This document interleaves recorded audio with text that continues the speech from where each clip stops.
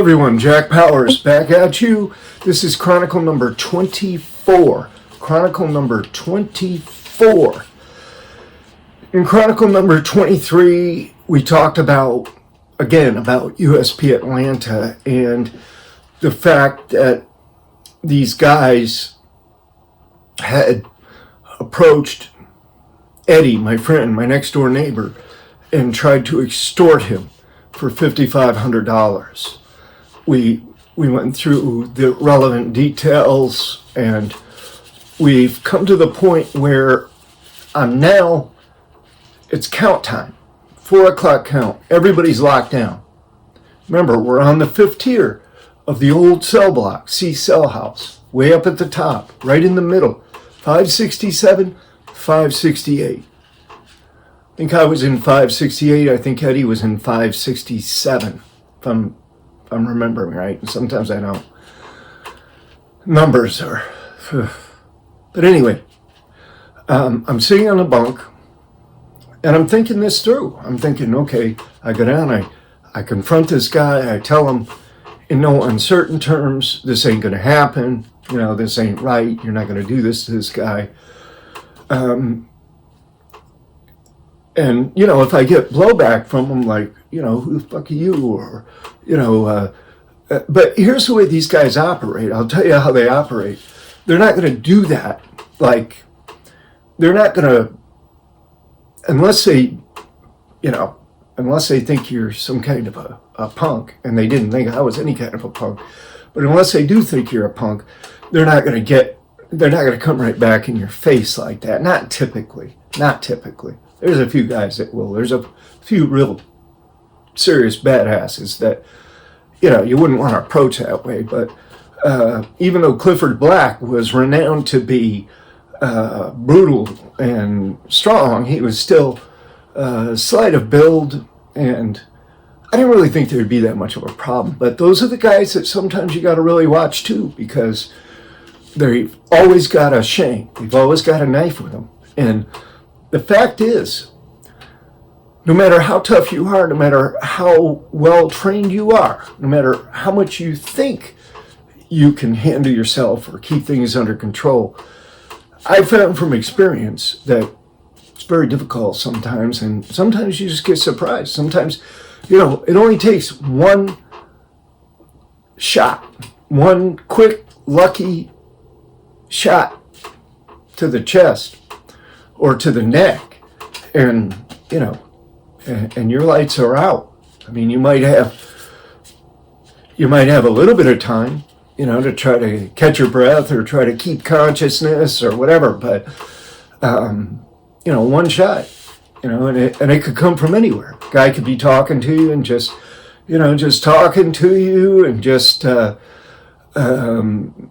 know, just kind of sitting on his bed, and, you know, maybe he's got it right by his leg or something, under his leg or right in the back of his pants or whatever, and just grabs it and jumps up on you or whatever. Or, you know, these guys are, and a lot of times what they'll do is they'll just agree with you, right? Like they'll say, yeah, okay, all right, you know, we'll go after somebody else.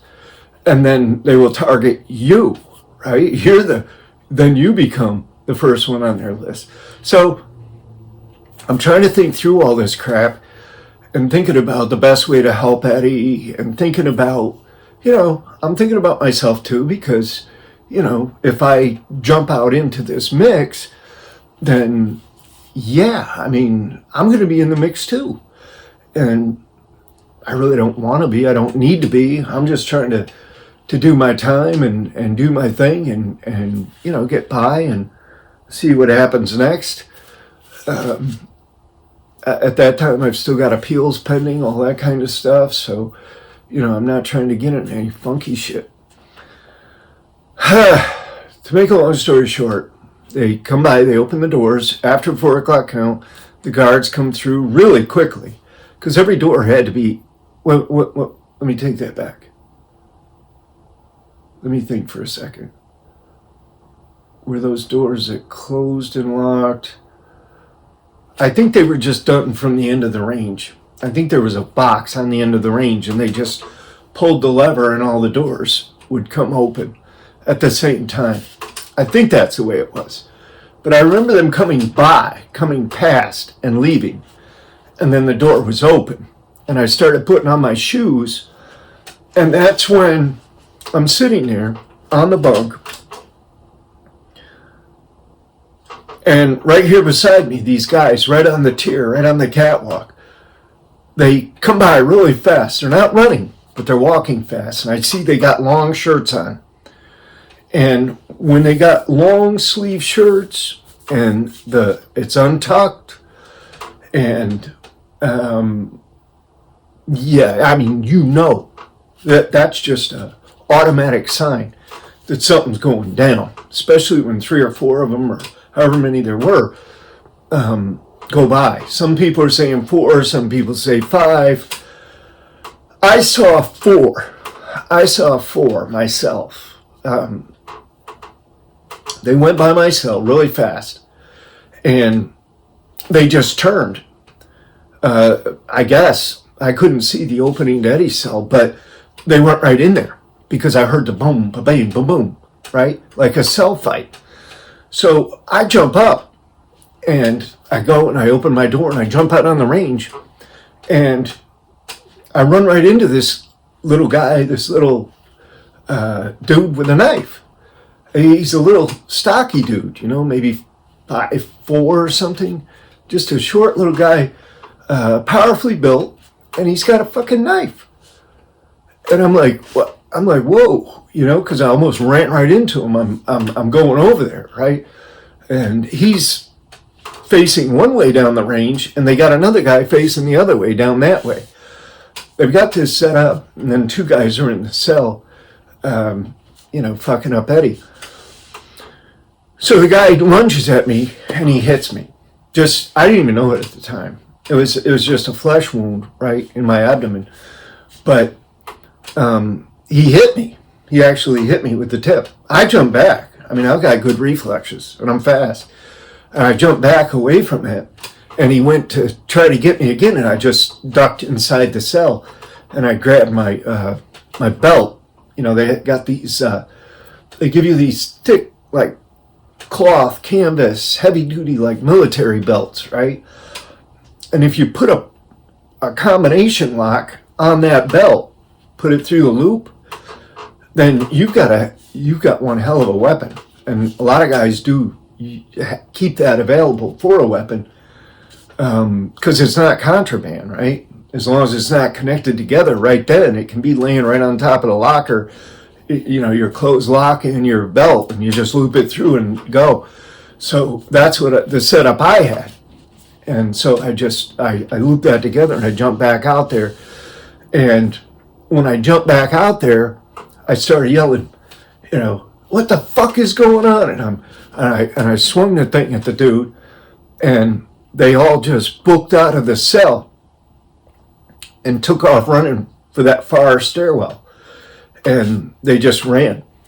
4 of them ran all the way down and disappeared into the stairwell. So I'm like, shit, man. And I'm still holding the belt and the lock in my hand. And I take a step toward Eddie's cell. And Eddie just comes out of the cell. He's like staggering, and he just comes right up to me and just like grabs my chest, grabs my shirt. And he says, John, you gotta help me. You gotta help me. He called me John. And I said, oh my God. Because when he got up close, even before he got up close, I could see the blood on his t-shirt. It was soaking it. It was coming out, it was... And then his neck had a big, deep stab wound in it, and the artery was hit. I mean, blood was pumping out, in just gushes, streams just spraying out of his neck, out of the side of his neck. Every time his heart beat, it was just spraying out, aerial. air, like, arterial spray just coming out. So I said, oh man. I just stuck my thumb right deep into his neck. I just put my thumb right inside his neck, and I could feel the artery, but it was severed. The whole thing was severed. And that's the artery that goes to the brain. There's no way to do anything about that. Nothing. And I knew it. I said, Eddie, we got to get you to the flats. And I had my thumb stuck in his neck, and I put my other arm around him and grabbed him up under the other arm, and I just started dragging him because he walked a little bit the first couple steps. His feet moved a little bit with me, but then I'm just holding him up and dragging him, and he goes unconscious. So I get down by the stairwell, just dragging him, and there's just a stream of blood all the way down. And so I let him down on the floor, and then I looked around for a second to see if I could get somebody to help me. Nobody on the range. Nobody. Every swinging dick up there disappeared. Even Eddie's so-called other friends, like Ernest Collins, right next to me on the other side. He was supposed to be one of Eddie's friends, and he was in his cell. He ducked back into his cell, closed the door. That's what guys do. So I picked him up in a fireman's carry, got him over my shoulder, started running down the stairs. So I'm booking down these stairs with him up on my shoulder, and he's still bleeding profusely. He's still losing a lot of blood. And, it's now I have to take my thumb out of his neck. It's spraying on the side of my face and my hair. And, the rest of it's all over me. And I can't imagine what I must have looked like. But those guys were on the third floor. They were 2 floors down. They were on the third floor. I think it was the third. Might have been the second, but I think it was the third. But they were on one of those other tiers, one of those other ranges, either the second or the third. And they had 2 guys that were out in the stairwell, I guess, just in case, while the other ones were showering or whatever. The showers were right there. Off to the side, I guess the hitters were probably in there showering, getting rid of their stuff or whatever. And these 2 guys, the same 2 watchers, the one that hit me, they were right there, right at the bottom, the base of the stairs. So, I saw them right there. They're both standing there. They both fucking strapped, both holding knives. And to this day, I don't know what I said. I don't know what I said. I know that something came out of me, something like from the depths of my psyche, something short, something, just, I don't know what it was. But whatever it was, these 2 guys, their eyes, I remember they opened up really wide, and they just stepped back. They just backed right up and let me go right through. They just backed right the fuck out of the way, like they were paralyzed or something, except for the backup mode. And they easily could have gotten me right there. They easily could have gotten me. I mean, look, the fact was, when I saw them standing there, just to be candid, just to be honest, I was ready, prepared to use Eddie. I mean, as, to batter them with, or to push them out of the way, or to block, with. And,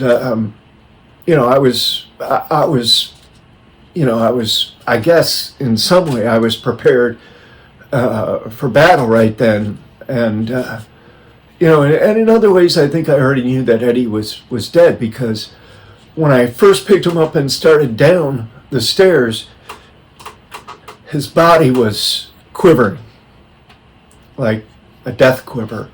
And then, when I got down to that point, I think it had pretty much stopped, or maybe it was still quivering a little bit, but I thought that he was already dead at that point.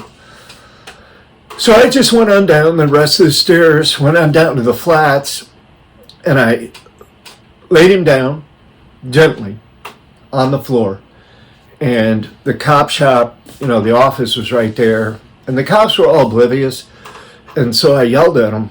I said, man, we got a medical emergency. Call medical. Let's get this guy on a stretcher. This is a medical emergency. I'm just screaming out. Everybody's standing there because they're waiting for chow. The door opens so they're going to go to the chow. And they're all just like, whoa, what the fuck happened here? Oh my God.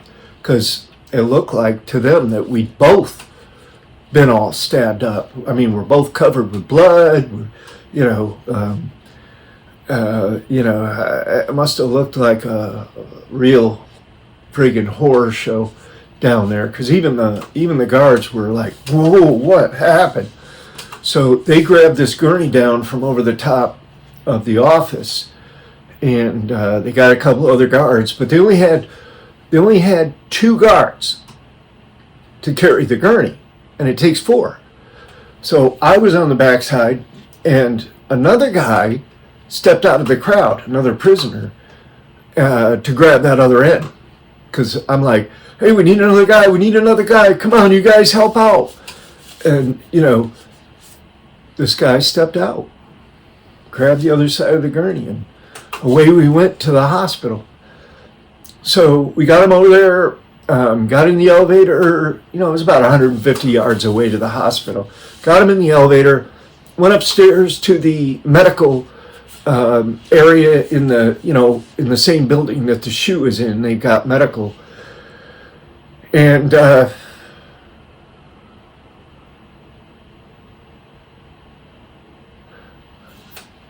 I'm not sure what exactly happened. I think me and that other guy went in the holding cell for a minute, and then we came back into the room where Eddie was, because I remember seeing Eddie. He was cleaned up, and he was laying on this, this bed, this like hospital bed or something. He was, he was laying there, and he was dead, but he looked very peaceful. He was, he looked peaceful. He looked, but he looked dead. And I remember the doctor, an old guy with gray hair, and he said, he was sitting down, and he called me over because I was just standing there looking at Eddie, and I said, is he dead? And he said, yeah, and he's gone. And he said, but I'll tell you what, he said, I could never have done what you just did. I couldn't have done it. I couldn't have done it. I don't know many people who would have or could have. So you have my respect, my congratulations on your attempt, to save his life, something along those lines. I never forget that it was an older guy, and he was kind, and he made those words, and it made me feel better. But he was dead. So we're out of time for this Chronicle, but I promise you in the next Chronicle, I will tell you about the aftermath here. This is Chronicle number 24, and the next Chronicle will be number 25. I will see you then.